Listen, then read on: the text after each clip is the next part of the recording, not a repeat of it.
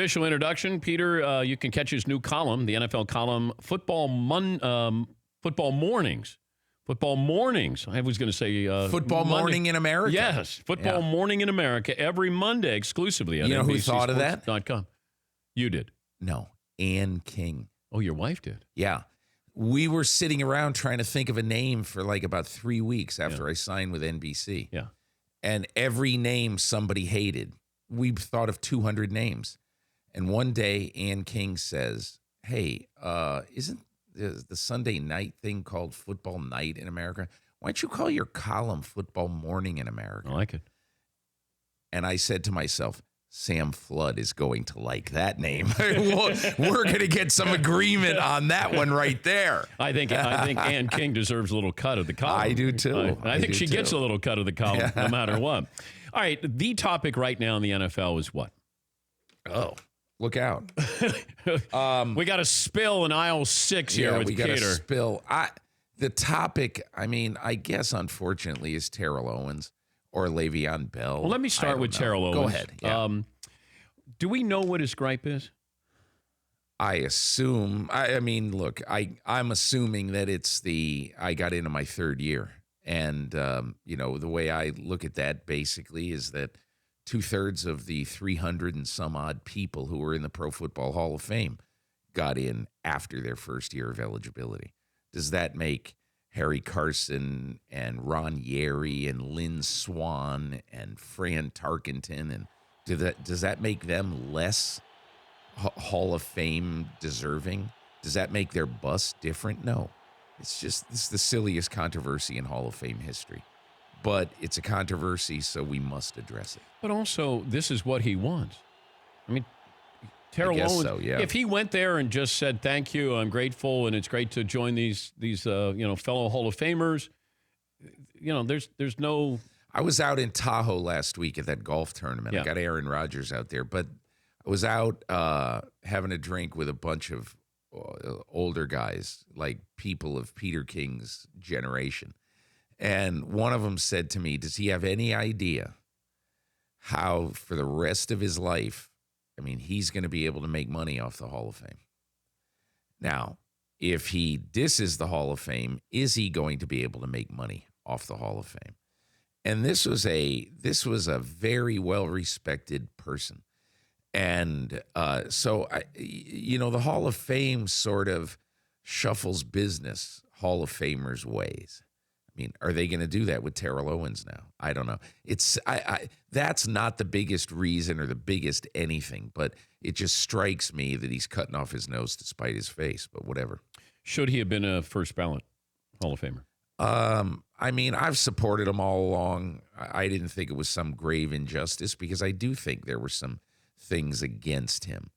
Nobody wants to hear this, but he was a turd of a teammate. That's all there is to it. And he dropped the ball a lot, particularly later in his career. In my opinion, though, without any question, he deserves to be in the Pro Football Hall of Fame. I supported him. I'm glad he's in, and I could care less whether he's in Canton or not in Canton. Do we view Randy Moss differently than we do Terrell Owens? I think we do, because Randy Moss, to me, I almost look at Randy Moss as a singular player. I don't look at Terrell Owens as a singular player. I think Randy Moss was such an incredible deep threat, so incredibly great stretching the field and dominating games with his speed and his hands deep downfield. He had great hands. I look at Randy Moss as being 15% better player, whatever the numbers say, than Terrell Owens. Also, he's grown up. Yeah, he has. Randy Moss has grown up. He really has, yeah. He's matured. Yeah. And now Terrell Owens wants to still make a comeback in the CFL, I read. I just read that this morning on my way up here. To each his own. If he wants to do it. I will say this. A few years ago when I was running the MMQB, we had CFL week. And I went up to 2 games in the CFL, and I met like 3 or 4 coaches, had long conversations. John Huffnagel. Remember him? Yeah. He was either a coach or GM of the Stampeders, Calgary. Penn State? Yeah, he's a Penn State guy, and he's the former Giants quarterback coach. But anyway, they all these coaches say, all these guys come up from the U.S., and they say, I can just show up and be great. It isn't that way. The field is different. One of the coaches told me, it's a more exhausting game. You got to run more. It's a bigger field. And so if you're not in great shape, if you don't really want it, you're not going to be great in Canada no matter who you are. He's Peter King. His new column, Football Morning in America, every Monday morning, exclusively on NBCSports.com. The Le'Veon Bell situation, how does this turn into a positive for both? The Steelers and Le'Veon. I think it's a positive for both. If Le'Veon Bell shows up at training camp, basically says, hey, it didn't work out, life goes on, I'm going to have a great year, then I'm going to go be a free agent and make a lot of money. And the Steelers say, good, you gain 1,900 yards. We go to the AFC Championship game. This is going to work out for everybody. You make $14.5 million. Life is good. I think it'll be a bad thing if Le'Veon Bell, I think Adam Schefter reported the other day that he may not show up, that he may have a holdout into the season because he wants to be fresh and a really good player for his next team. I don't think that will go well at all. Why is it the pay structure for running backs hasn't gotten better? Because, Dan, I did a note in my column on Monday when I was talking about DeMarco Murray. The last 10 NFL rushing champions. Let's eliminate Adrian Peterson, okay? But because he won 3 in the last 10 years. The other 7 rushing titles have been won by 7 different players. Average draft slot, 79. So you've got DeMarco Murray, you've got Kareem Hunt, you've got Arian Foster, who was not drafted. Okay, so you look at that and you basically say, okay, Alvin Kamara, offensive rookie of the year last year, drafted somewhere in the 60s. Kareem Hunt drafted 86, won the rushing title, 3rd rookie to do it in 30 years. And my whole thing is, you get running backs down the line. Why am I going to commit borderline quarterback money to a running back as great as Le'Veon Bell is? And I love Le'Veon Bell. But if I'm the Steelers, I'm thinking 2 things. We'll get another running back. Maybe not as good as Le'Veon Bell, probably certainly not as good. But it'll cost 1/5 the amount that Le'Veon Bell wanted. And then 3 years later, when he gains a lot of yards, we'll go get the next guy.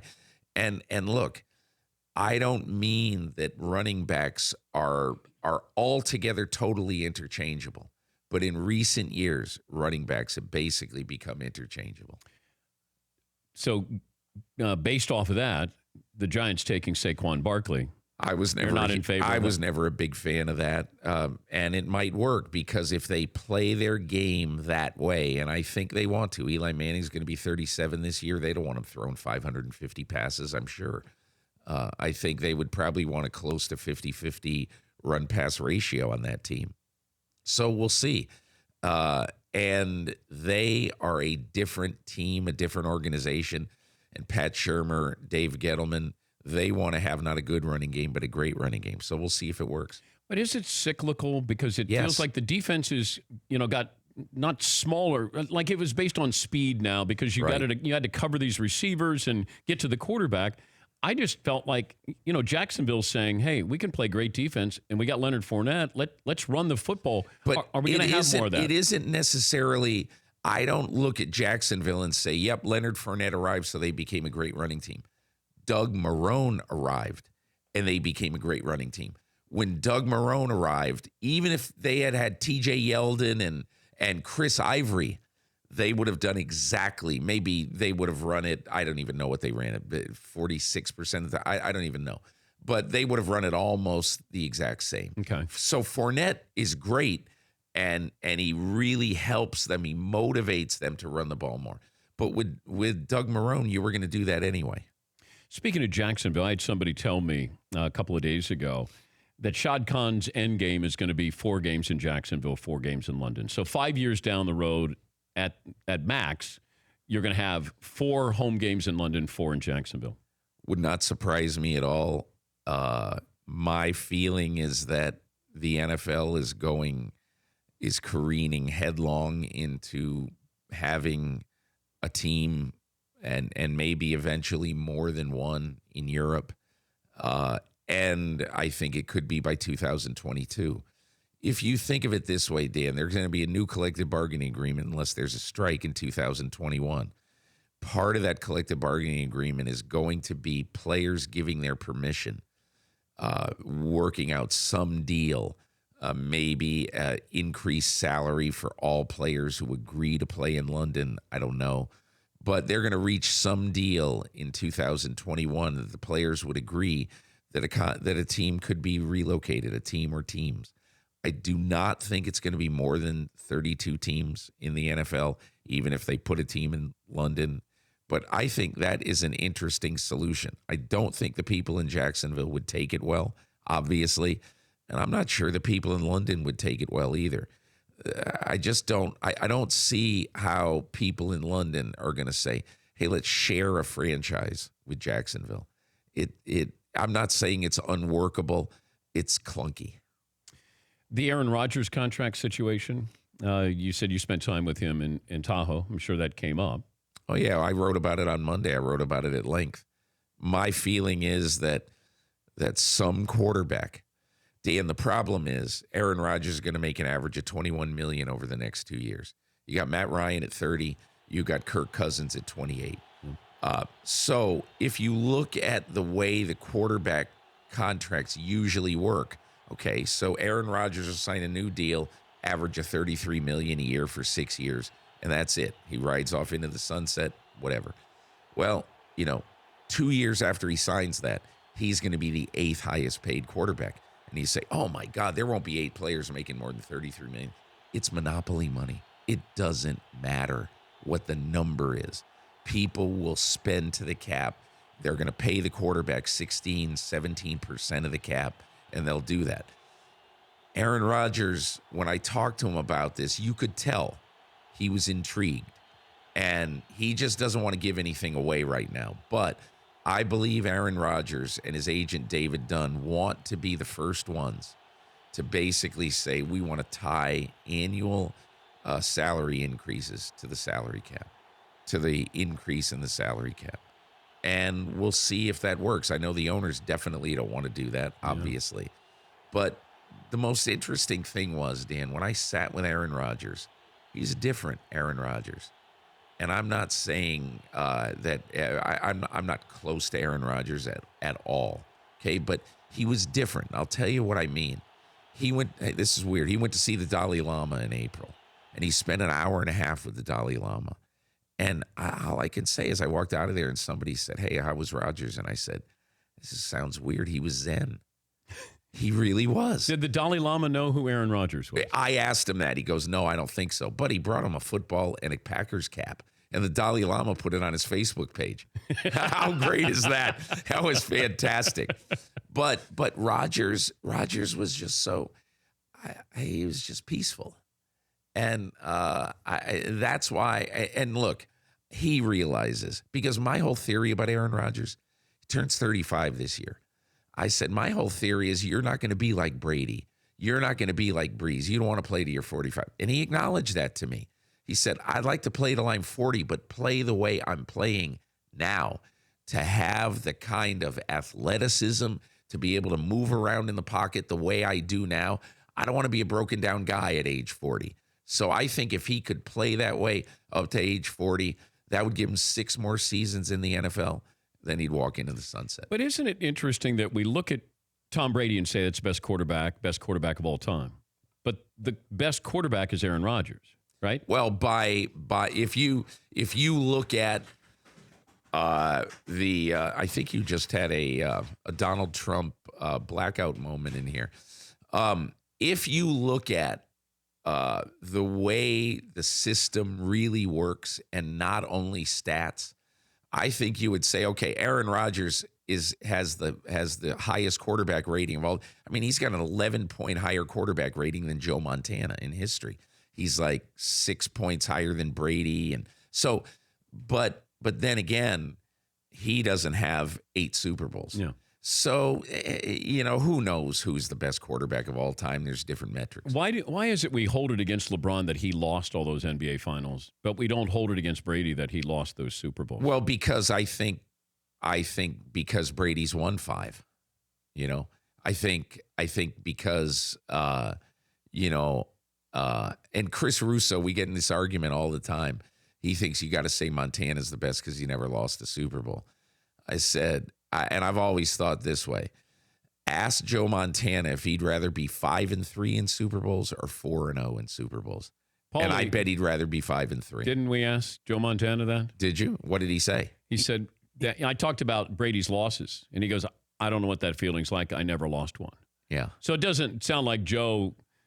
But you ask him. Yeah. Would he rather have gone to the Super Bowl 8 times and won 5? I think this was or would he have rather gone 4 times and won 4? I think he see if you can find it to be fair, but it was a couple of years ago when the Super Bowl was in New York, and I asked him about that. Yeah. And I can't imagine that anybody would rather have been to 4 and be undefeated versus going to 8. Would you rather 5? Have Jordan's 6 and no losses, or go to as many finals as LeBron did? But what's LeBron's record in the finals? 3 and 5, 3 and 6. 3. I don't know. I never really thought about it. I don't think we give enough credence to getting there. Like LeBron's legacy, totally. You go to 8 straight NBA finals. That's ridiculous. But we don't. We look at that as a negative because he lost. I would never look at it as a negative, and I would never look at. I think I sit in that Hall of Fame room. I've sat there for 26 years. I always just think to myself, and look, I'm one of 48 voters, so I mean no more than anybody else in the room. But I always chafe when people start emphasizing and talking about the playoffs and the Super Bowls and everything. What about Tommy Nobis? Tommy Nobis was on a horse crap Atlanta Falcons team, and might have been 98% the player that Dick Butkus was. We don't really know, but he was on crappy teams, and that's the thing that bothers me sometimes about the way we consider. Does anybody say Ted Williams was less of a hitter because he never won a World Series? No. People talk about Ted Williams like he was the best hitter of all time. All right, I got one more question before I let you go. Why is it I feel like the Chargers are going to have a better season than the Rams? Oh, I think they could. And I think those two divisions, this is the first time in, Dan, maybe ever since I've covered the league, and I've covered the league since 1984. I was thinking about this the other day. I'm going to write something about this for Monday. Probably the first time that I think that the balance of power absolutely unequivocally could be out west in both divisions. Because now look at the greatest new rivalry in the NFL. 49ers, Rams, Shanahan, McVay, Garoppolo, Goff. It's going to be tremendous fun out in the NFC West. That's number one. And number two, now, I agree with you about the Chargers. I think the Chargers are interesting. I really think they're going to miss Hunter Henry. Oh, that's the thing. That's as big an injury since the season ended last year. Now, we're not talking Carson Wentz because that was during the season. But that is as big an injury as there could be in the NFL. So, but I agree with you.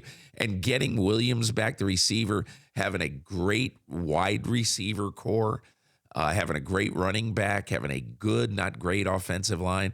I like the Chargers a lot. I love Derwin James. That was a great pick for them. Is Phillip Rivers a Hall of Fame quarterback now? He's right on. Let's say the precipice. 2 more big years, but let's say he probably is. He probably is. But Dan, then you get into the thing whether you say, are we going to put in? I was thinking about this the other day. Are we going to put in 8 quarterbacks from this era? Because we could talk about 8 quarterbacks from this era. Okay, so who are very arguable. Brady, Ben, Rodgers, Breeze.